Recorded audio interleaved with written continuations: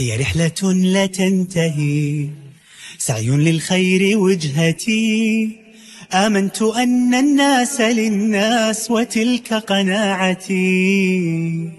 الكل غيث انهطل، كل بدوره بطل. بسم الله الرحمن الرحيم. اليوم الخميس 4 يوليو لعام 2024، مستمرين بتقديم الطعام إلى أهلنا النازحين في شمال قطاع غزة الذين يتعرضون لحرب التجويع وحرب الإبادة الجماعية.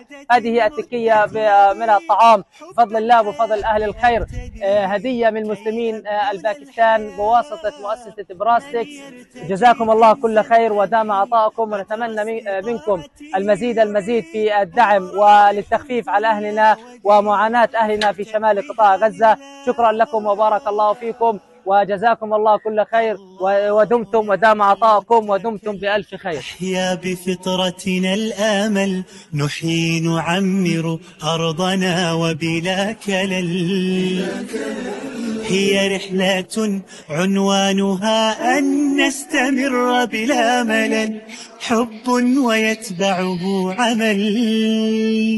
هي رحلة لا تنتهي، لا سعي للخير وجهتي، آمنت أن الناس للناس وتلك قناعتي.